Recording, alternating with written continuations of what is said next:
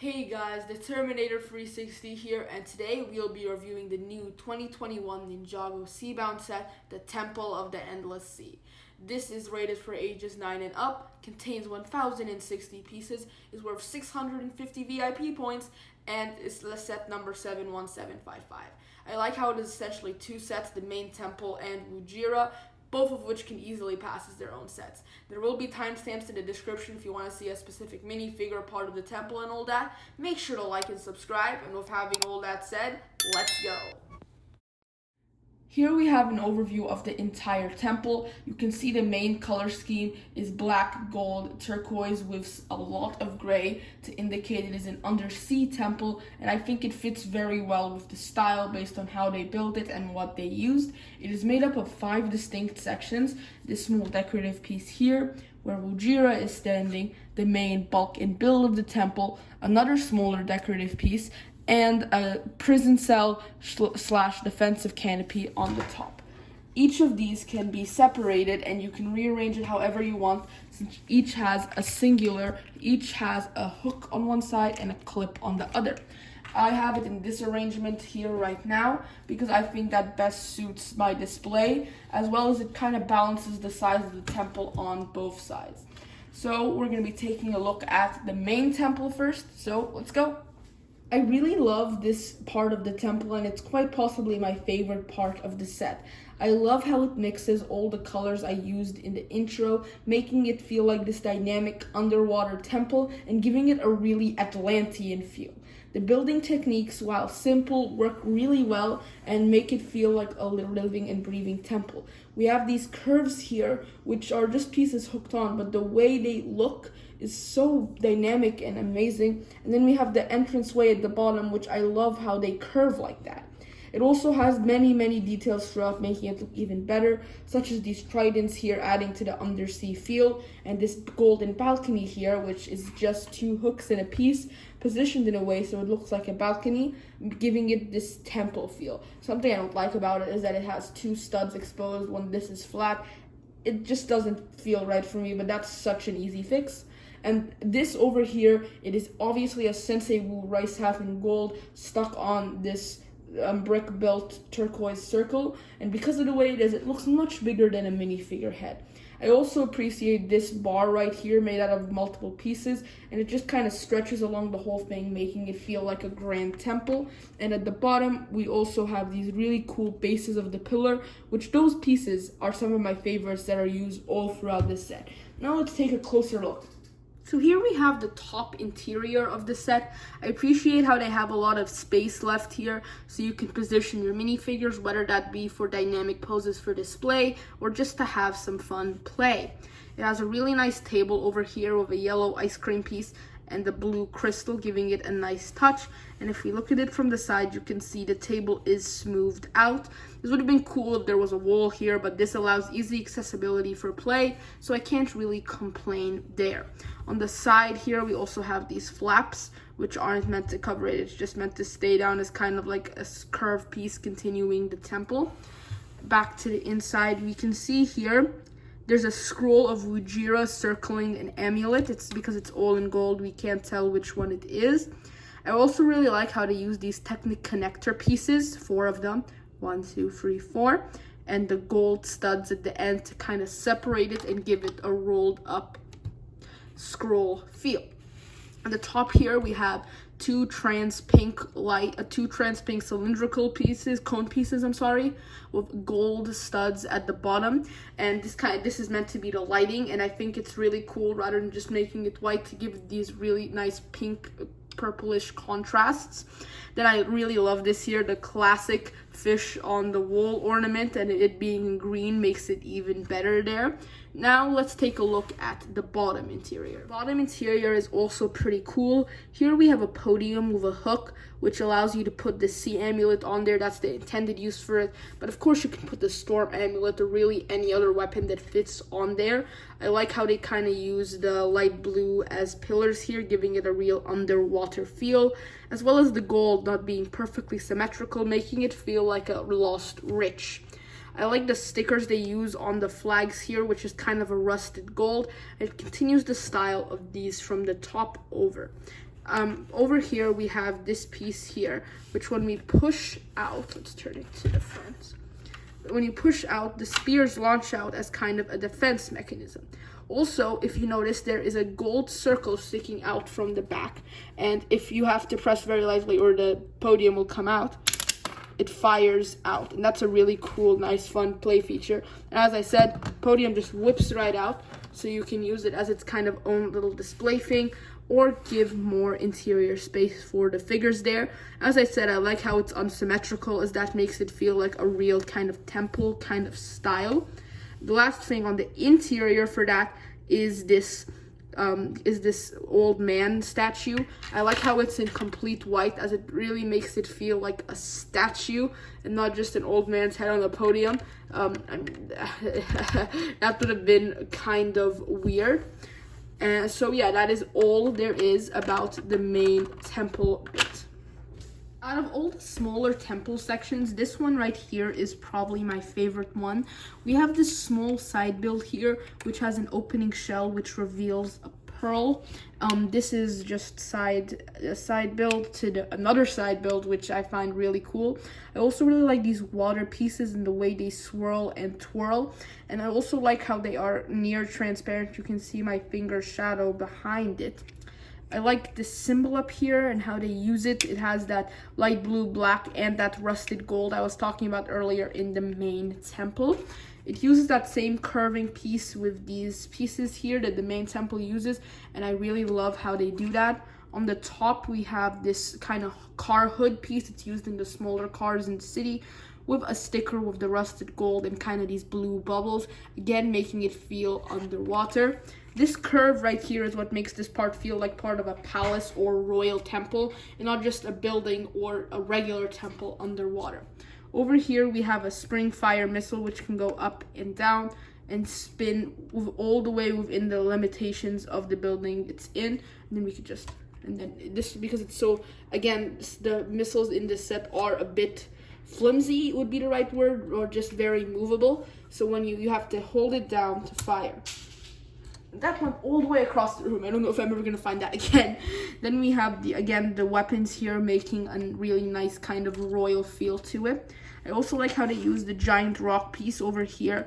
It kind of makes it feel more underwater and feel like it's carved out of rock.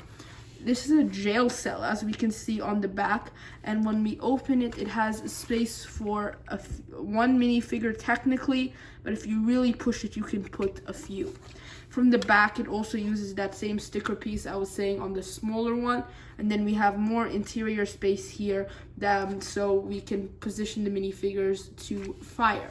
My one wish for this side build would be a little more inclusion of gold. It's only used highlights here and there, so I want a few more pieces gold on this part of the build. One thing I missed from this section I want to show you guys very quickly before I move on. There is this piece on the side here, which when we fling, the door comes flying open. I always like features like that in sets.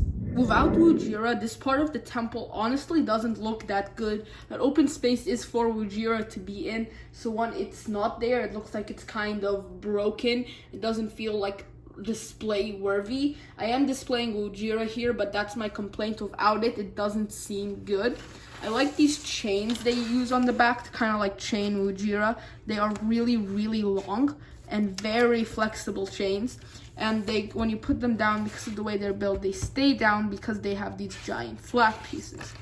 Also, these are flimsy. These come off really much, since all that's connecting them is a single stud connection between this and the base, and because of how big and movable they are, that is a problem with the sturdiness of the build. Inside here, you can see it has this really, really awesome sticker, one of my favorites in the whole set, with the blue, light blue, and gold, as well as these really cool clear pieces and another weapon to make it feel royal. I think this part also solves my complaint from the other one, in that it has a good amount of gold among the stone and blue.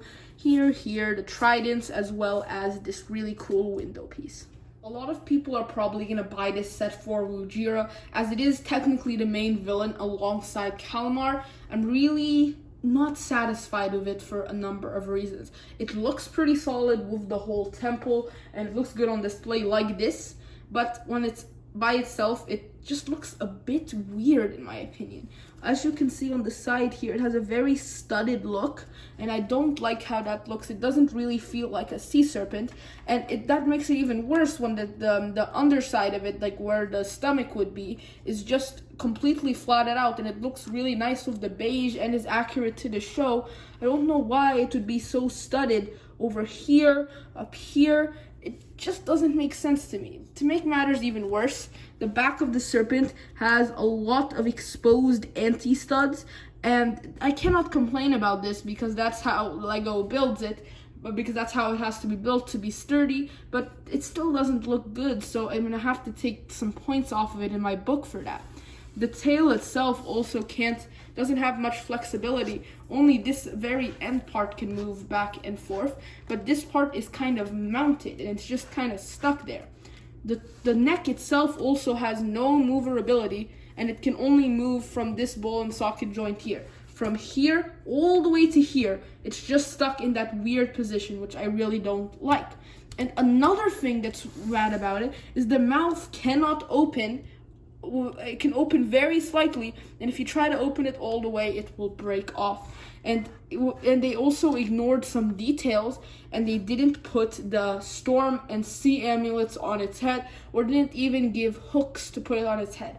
I'm probably gonna later mod it to put it on their head, but the positives of this snake it does have a few. I like these coral pieces they use to kind of make it have this sea serpent ancient feel. And the head mold itself, without talking about the flexibility, is beautiful. A recolor of the Overlord dragon really suits it here, with the red eye and the gold teeth.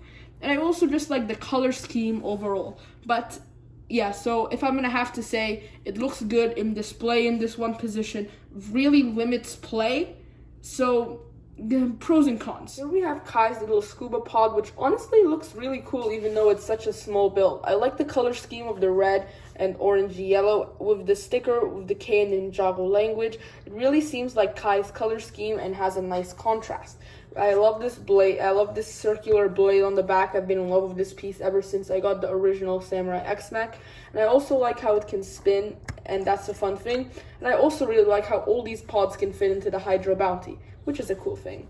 We have this really submarine-esque, we have this window shield, and when we flip it down, you can see there's exactly enough room for a singular minifigure.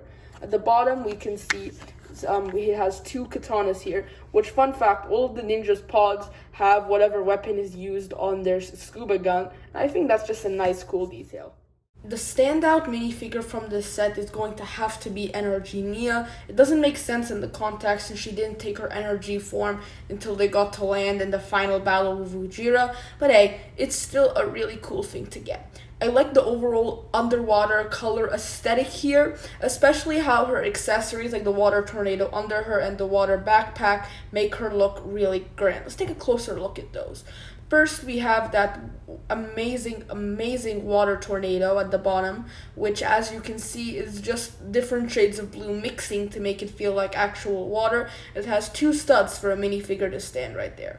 You can see her leg printing and torso printing just go off of each other so well, with the dark blue being the base color, with the light blue and white doing like that ocean kind of splash thing.